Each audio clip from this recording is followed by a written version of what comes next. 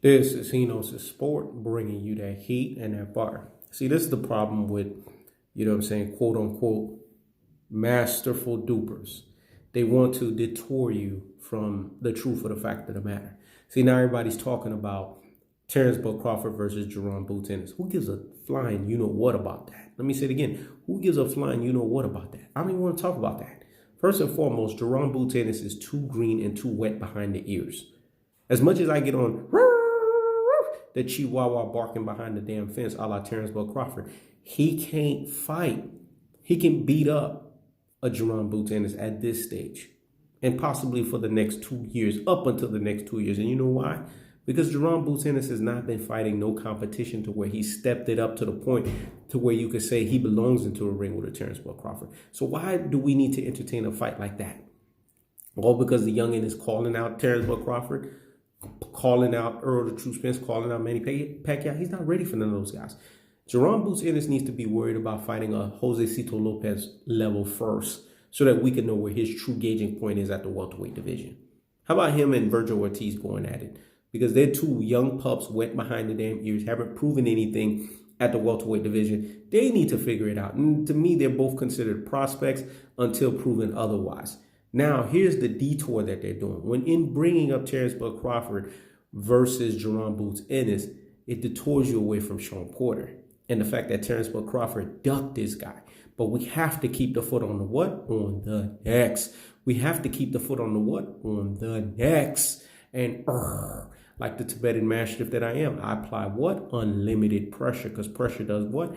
It bursts its pipes. We have to burst the damn pipes back onto the fight of Terence Crawford versus Shawn Porter. The man vehemently, aggressively, damn near what you would say from a really harsh standpoint. He took a hard line stance of ducking Shawn Porter. I'm surprised the boxing community fan base have ran away from this duck. No one's holding Terence Crawford accountable, but he knows the sport, bringing you that what? That heat and that fire. And keeping the foot on the what? On the necks. And keeping the foot on the what? On the necks. I got to keep the foot on the damn necks. We have to burst the damn pipes because Shawn Porter was ducked. I don't know how many times I have to say this, man. Lest y'all forget, lest I have to remind you guys, man. Let me say it again. Lest y'all forget, lest I have to remind you. Shawn Porter was ducked. And you know how he was ducked? Because Terence Crawford and company said that there's no money in fighting Shawn Porter. He has no belts. That is a duck. That's duck terminology. If it quacks like a duck and it sounds like a duck, then it is a duck. Let me say it again. If it quacks like a duck and it sounds like a duck, then it is a damn duck. So he ducked Shawn Porter. And then for Terence Crawford out of his own mouth to say, we're not interested in that fight. Please don't mention that name. When a grown-ass man says please to another grown-ass man, that means he's ducking him. Let me say it again. When a grown-ass man says please to another grown-ass man, that means he's ducking him. They duck Shawn Porter. Y'all need to stick to the damn script, man. I don't know why it always takes the sport to always bring everybody back in line and keep a damn standard on this damn YouTube, man. Y'all need to be talking about this duck. Because this is the true gauging point of Terence Crawford. Terence Crawford needs to build his stardom up, man. Let me say it again. Terence Crawford needs to build his stardom up. What other fight better than the Shawn Porter fight that's going to build his stardom up? It's not going to be Danny Garcia because he lost to both Keith Thurman and Shawn Porter. It's going to be Shawn Porter because Shawn Porter is a prideful fighter. You're not going to outbox Shawn Porter. He's not going to let that happen. And that's Terence Crawford's bread and butter. So we need to see what Terence Crawford is going to be able to do. What is he going to use in his tool yard in the tool shed to offset a Shawn Porter that refuses to be outboxed, to where you have to stay in the phone booth with him for the whole 12 rounds. This is what fight fans need to be talking about. If you are a true fight fan, you're not a reverse bias, aka detractor, aka panderer, and you're a person that's all about that free smoke and that fade, and you want to see the best fight the best, then you should be clamoring for Terence Crawford to step into the ring and prove his legitimacy as a welterweight against Shawn Porter. If you're not clamoring for this, then you're not a true fight fan, and you don't want to see the best fight the best. Because Shawn Porter and them are ready and available. Terence Crawford, instead of doing this, barking like a chihuahua behind the damn fence, step up and show out, and said that, like you said, there's no two sides of the street. I've been clamoring for these PBC fighters to fight me. Well, there's one that's ready and willing. Don't give me this nonsense that he don't got no belt. That's a duck. Don't give me this nonsense that my buddy and me. Let me say it again. My buddy and me. And number 3 for the confirmation. My buddy and me. If you was his buddy, why your ass wasn't at his wedding? You see what I'm talking about? Shawn Porter just got married not too long ago. Where the hell was Terence Crawford? See, this is the stuff that I'm talking about. Don't fall for the foolery and don't fall for the dupery, folks. Because if Shawn Porter was his buddy, then guess what? At his truest and his most properest levels, there would be him showing up to the man's wedding. He wasn't even there. So that should tell you where that buddy relationship is at. And this is the fight business. This is the hurt business. There's no buddies in the hurt business. So come on, folks.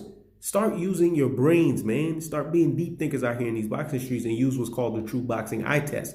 And follow the standard that He Knows the Sport is doing in true standard bearer and trendsetter fashion, which is clamor. Because if you guys clamor for it, the fight will happen. We need Crawford and Porter. Triangle theories work in certain instances. You have a lot of people telling you triangle theories don't work. That's not true. Certain instances they do, and certain instances they don't. And in this instance, they do. You know why? Because Shawn Porter gives everybody the same freaking fight. So it works because you are not going to be able to outbox Shawn Porter. So we need to know from this triangle theory, where does Terence Crawford lines up in his situation of fighting a Shawn Porter as opposed to Earl the True Spence? Can he withhold the ineffective aggression style of Shawn Porter? Will he not get tagged up as much? Will he not drop more than he did against a guy who was 262 days on the shelf, a la Green Bean Machine or Green Mean Machine? You know what I'm saying? This is what we need to see as fight fans. Y'all need to demand this stuff, folks. And you guys not demanding this stuff and not demanding these people that are supposedly trying to detour you away from it, then that speaks volumes to you guys. But over here, we're going to keep the standard. We're going to stick to the damn script. And we're going to say, hey, Terence Crawford, prove your legitimacy at 147. And you know what your legitimacy is? Fight Shawn Porter. Because you need to build your stardom up for the Earl the True Spence fight. I told folks, he can't just get out of the bed, don't brush his teeth, and then just show up to the damn Spence and Crawford super fight. I mean, where did they do that at, man? Who raised you? TK Kirkland, dog. Who raised you, man? You don't do stuff like that. You got to brush your teeth, i.e. you have to do heavyweight lifting. And the heavyweight lifting we want to see is the Shawn Porter fight. Because now we will know where you at your truest and your most properest levels as a welterweight. And if y'all not clamoring for this and y'all not asking for this, then that tells me you Budman fans, a.k.a. Terence Crawford fanboy man crushers, don't want to see Terence Crawford get pushed. And now you've basically confirmed and basically admitted what He Knows the Sport's been thinking that you guys been thinking the whole time. That Terence Crawford knows that Earl the True Spence is a cash-out fight that's going to properly retire him via punishment and stoppage, a la Hagler and Hearns 2.0. But you guys want him to be fresh. You guys don't want him to be battered and bruised up going into that fight. Because y'all know a Shawn Porter will batter and bruise him. Whether Terence Crawford wins a fight against Shawn Porter or not, he does not leave that fight unbattered and unbruised. This is what happens when you fight a Shawn Porter. And that's why Budman fans and Terence Crawford fanboy man crushers and Terence Crawford and his company, a la Bob Arum and Bud and Bomac, don't want that fight. Because they know Terence Crawford will leave that fight beat up, broken down, and not the same fighter. That's the truth of the fact of the matter. This is He Knows the Sport. Check it out.